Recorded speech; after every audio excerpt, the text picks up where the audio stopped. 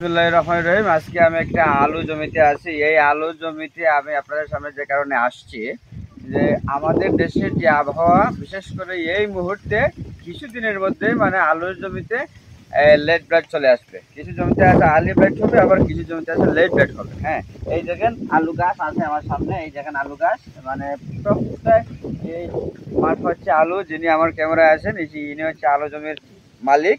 এখন কথা হচ্ছে কি, এই জমিতে আমি কেন আপনাদের সামনে আসছি? এই জমিতে আমি আসছি এর কারণে যে আলু জমি প্রতি বছর লেট ব্লাইটের কারণে আলুর জমির কিন্তু প্রচুর পরিমাণে ক্ষতি হয়, এবং একবার যদি লেট ব্লাইটে আলু জমিতে আসে তাহলে কিন্তু সেই আলু জমিতে আর ভালো কোনো ফলন পাওয়া যায় না।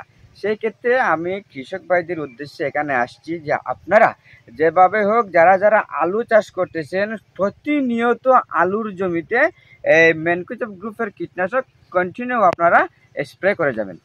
বিশেষ করে ওই যে সিনজেন্টা কোম্পানির একটা কীটনাশক, একটা ছত্রাকনাশক আছে রিডোমিল গোল্ড।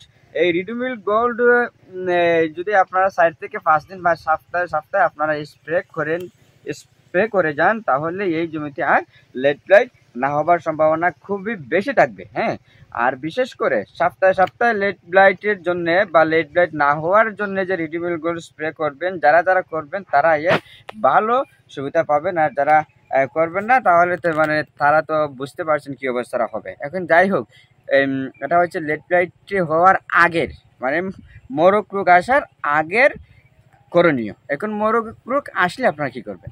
মোরগ রোগ আসলে আপনারা করবেন যে কোনো বাজারে, আর বিশেষ করে ভালো ভালো দোকানে জ্যামপ্রো পাওয়া যায়। জ্যামপ্রো ডিএম আছে, অ্যাক্রোবেট এমজেড আছে, বায়ার কোম্পানির সিকিউর আছে।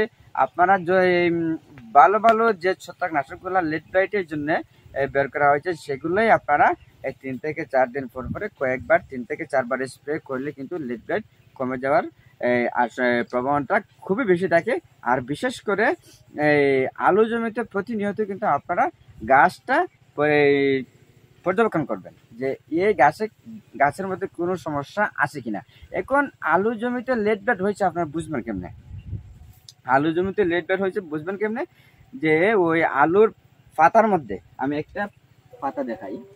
এই দেখেন পাতা, এটা হচ্ছে পরিষ্কার পাতা। হ্যাঁ, একটা পাতা উঠালাম, এই দেখেন এদিকেও পরিষ্কার, এদিকেও পরিষ্কার। হ্যাঁ, এই পরিষ্কার পাতার যে কোনো সাইডে, এই সাইডে হোক আর এই সাইডে হোক, হ্যাঁ, যে কোনো সাইডে যদি কালো টুস্কার মতো দাগ পড়েন, তাহলে বুঝবেন যে লেট ব্লাইট চলে আসছে। কালো কালো টুস্কার মতো মানুষের শরীরে ওই যে পানি ফুটকার মতো একটা জিনিস হয় না, ওই যে ফক্সের মতো আর কি, এটা কালো কালো টুস্কার মতো দাগ যখন পাতার মধ্যে পড়ে যাবে, এটা হচ্ছে লেট ব্লাইট।